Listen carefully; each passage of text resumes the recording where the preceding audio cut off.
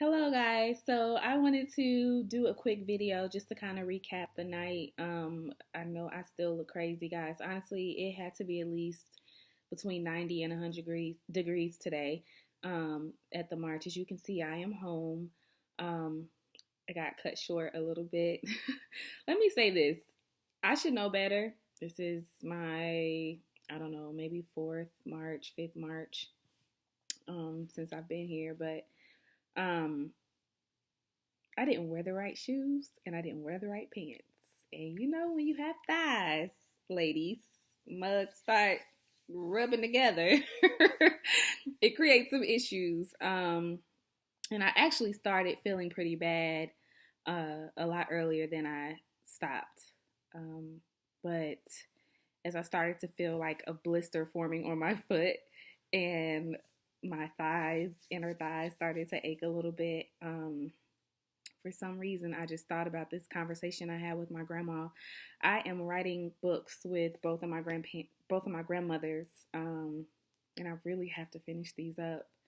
But I just kind of wanted to be able to connect my life experience or my cousin's life experiences or my nieces and nephews' life experiences with the reality of what our grandparents lived through at our ages, because there's such a huge disconnect because we've been so blessed generation after generation to have better lives and more opportunities. But I just wanted to kind of get it on paper, their stories, my grandmother's. So we're writing books, the three of us. They're talking, I'm writing. And as I started to feel my foot hurt and my inner thighs hurt, I just remember my grandma at the Reed McSwain telling me about how she had to walk miles to pick cotton as a child. How, it was like 3 miles each way or something like that as a child. And how the ground in Mississippi was so hot on the surface that she would stick her feet under the ground, under the top layer of soil to be on the cool soil as she's working as a child.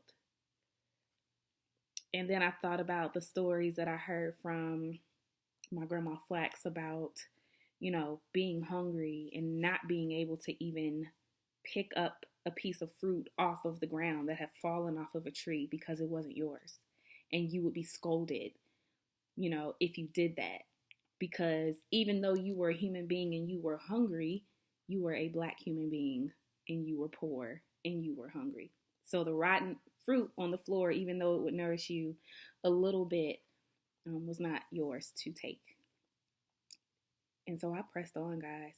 And I think that, I say that to say a lot of people don't march. And to be honest with you, I was a little heartbroken earlier today.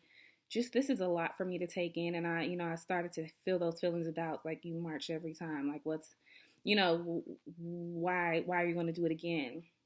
I'd be lying if I didn't say that I experienced that a little bit earlier today.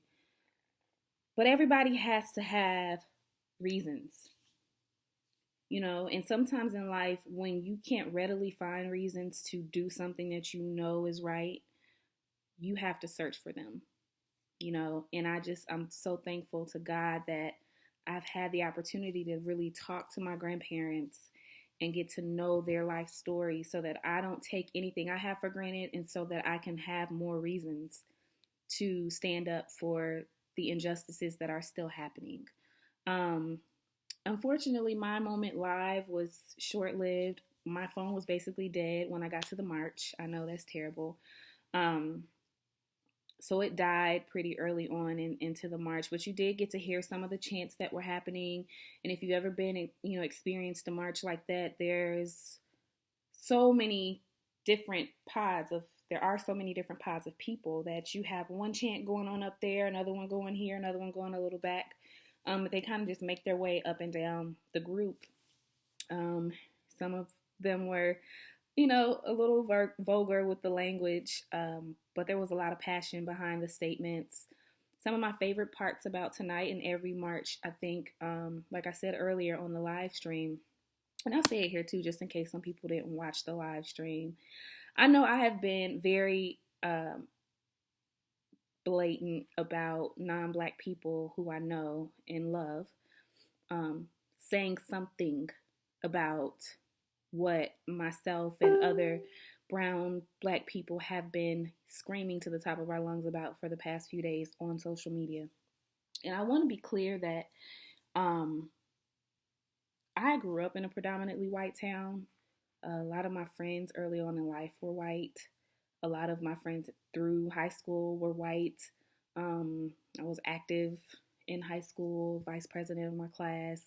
So, I knew most people in my class and loved most people in my class. All of my doctors were white or not black. Um, all of my teachers, for the most part, were white until I got to high school. So I love white people. I do. I've been in many conversations with people of color and defended white people, because they speak from, a point of view that they really do not have because they've never really been around them. So I want to be clear that when I make posts about, showing support and how I don't see, white people saying anything publicly, I'm not trying to bash anybody. Like, this is the same Kanisha y'all grew up with. I love y'all to death. I genuinely love you guys. I say it and I know it makes you uncomfortable, but you have to get uncomfortable. Nothing is comfortable about black people burying their sons and their brothers. Nothing is comfortable about not feeling like you are equally valued in life. Nothing is comfortable about, being terrified every single time a cop gets behind you. Nothing is comfortable about my white friend having to explain to her mixed son why somebody called him a nigger at 6. Nothing is comfortable. Nothing is comfortable. Nothing is comfortable about watching a young black man following mixed instructions from an officer be shot in front of his 4-year-old baby and his girlfriend, who has to keep her composure while the man is still pointing a gun at him. Nothing is comfortable, and I think that, and God, please help me to say this in the right way, because it is not my intention to offend. It is my intention to inspire and to motivate you guys to action. I think that the desire to remain comfortable is what keeps us from progressing. I think there are lots of white people and people who can actually make a change by voicing their opinion, who agree with what we're saying and they see that there's a problem. But for the fear of having to live in discomfort for a minute, you don't say anything publicly. And my thing is, we live in discomfort. I often tell people, like, I have stories about what my grandparents have experienced. Like, this is not too far removed. My mom and dad were born in 54. So do the math of the civil rights movement and all that. We're not too far removed from those struggles that we like to talk about so much. So I think that for the fear of discomfort, you guys opt out. And I guess what I'm asking you to do, and I want to say thank you, because I've received a lot of inbox messages, a lot of text messages, a lot of emails even. I want to say thank you guys for that, but I want to encourage you to not support me in secret. I don't need that support. What I need is for you to vocally and publicly say, you guys, this is wrong. Because once this issue reaches beyond being a race issue and beyond being something that is uncomfortable for Black people, because we know the history of our country, rarely have we fussed and complained about something on our own and it's gotten changed. Our kids are still in inner cities going to schools that suck balls, that have books that are outdated, and it's not until somebody comes along with the resources, or until somebody comes along who actually has impact and makes a change. And you might feel like, oh, social media doesn't change anything. Why do I need to post? Why do I need to say this? You need to do it because you need to talk about it. I just came from a march where everybody had their phones out. It's exposure. You know, it's making people uncomfortable so that they begin to question their thoughts and question their beliefs and say, wait a minute, maybe I'm right, maybe I'm wrong. You know, so I know I kind of I've gone hard on Facebook about you guys just joining in, um, because I do understand that this is not something that Black people or brown people are going to do on their own. This is something that we are all going to have to come together to do. We're going to have to keep talking about it. How are we telling our children about race? If we're uncomfortable, you know, standing up, and I don't want you guys to feel like you have to get on here and say, stop treating Black people wrong, you know, but there have been videos of men being murdered all over Facebook, you know, and I'm grieving because that could easily be my little brother, has been my cousin, you know, and people are talking about swimsuits and family vacations. And you're doing it not to offend, but because you're not connected. You're not connected enough to be uncomfortable to talk about it, to repost something that I put if you don't know what to say, to share a link. You know, I thank God for my friend Katie, and I love Katie because Katie is a person. We both grew up in Bloomington. She's white, and Katie will reach out to me on Facebook if she sees anything that looks like disturbance in my life. And what's crazy is we weren't like best friends or anything in high school. It's just one of those things where you see somebody, you love them, you say hi, you know. But every single time I've faced something serious with the death of my godson, you know, anything, Katie will reach out to me.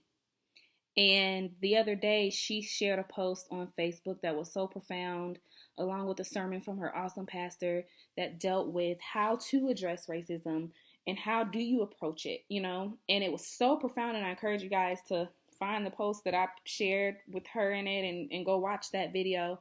But sometimes you can't find the words, you know? Sometimes the words escape you. And trust me, there have been many times that I've put something on Facebook and I thought the words were impossible to find. You know, and I knew that maybe some people wouldn't understand it and maybe I'd be judged a little bit. But sometimes you have to push past that comfort zone.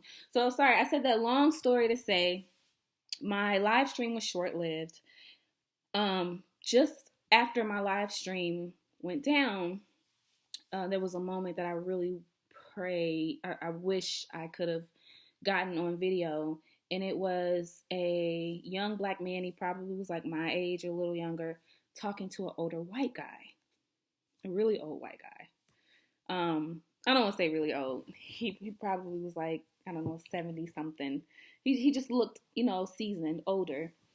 And it was a beautiful moment because it was two people who maybe the world would see as two people who cannot see one another, and who cannot come to an agreement. They were literally walking beside me, working out the frustrations.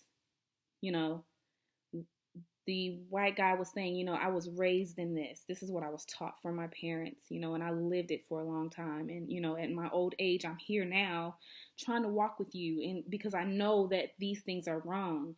And the young Black man was saying things like, you know, I never understood it, you know, I don't want to hurt you. Like, you know, I walk up to you, I don't want to hurt you. I don't know why you're afraid of me, why you think I'm less than. And the white guy got to say, I don't think you're less than. And, you know, it blessed me because these are the conversations that we need to have. And these are the reasons why we march. And these are the reasons why we expose these things on social media, so that people can break down those silent barriers that have been eating them alive inside, and those silent prejudices that have been eating them alive literally inside some people for years, you know. And it just was such a beautiful moment, guys. I was so mad my phone was dead. I literally started to ask the girl next to me if I could give her my number and she could send me, you know, if she was recording a video. She might have just been live, but it was just a beautiful march. There was so many kids out there, families. people of all nationalities and races. Um, Lots of people out volunteering, giving water, giving um, things to drink and things to wipe your face with, and it was just beautiful. To all of my friends and family who are still out there, I pray that you guys will be safe. Um, and I just hope that everybody will hear us out and start to put pressure on your police departments, and maybe start, I have an idea of maybe trying to get some type of volunteer police group that will go into high schools and will go into, junior high schools and talk to our kids so that they don't feel this huge sense of intimidation when they see a cop, so that they begin to see the cops as people, who are there to serve and to help us. And so that the cops will begin to knock down that fear, like I think there's a sense of intimidation when a cop pulls over a black guy.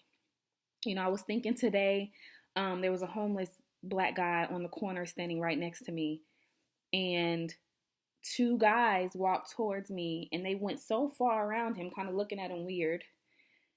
And it was so crazy because I thought to myself, so many people are scared of black men, and they probably, have experienced this or have heard things, but I don't have a fear of black men. I don't clench my purse when I'm around my brothers.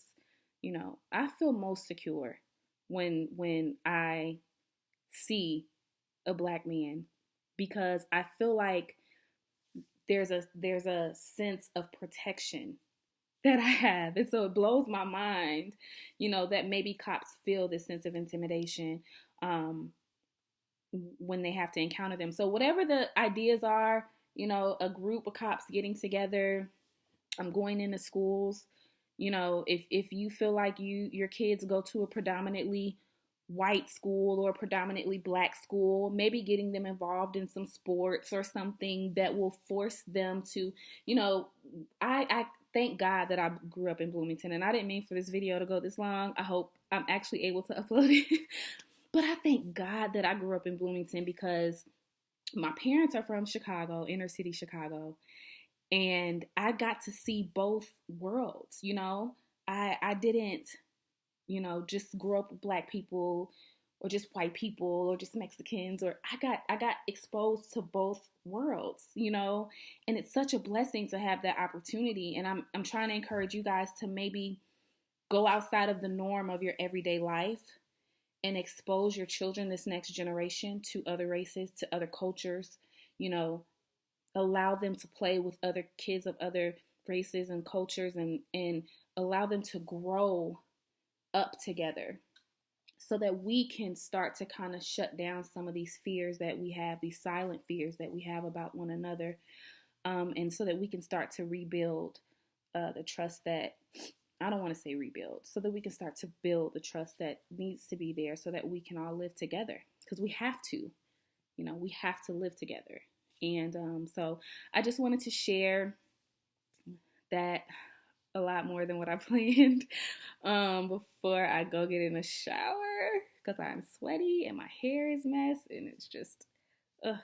But I love you guys. I genuinely love you guys with God's love, and I hope that you know that. I know this past week has just, oh God, it's been so much for people. I've cried, I've texted my brothers and talked to my white friends and vented to them, and um, I've done so much. I just hope that it was all received from the place that it was given, which was love, and just a pure desire and a prayer and a hope that we will do something now. That you will be okay with being uncomfortable and actually say something or do something. It's not enough anymore to think.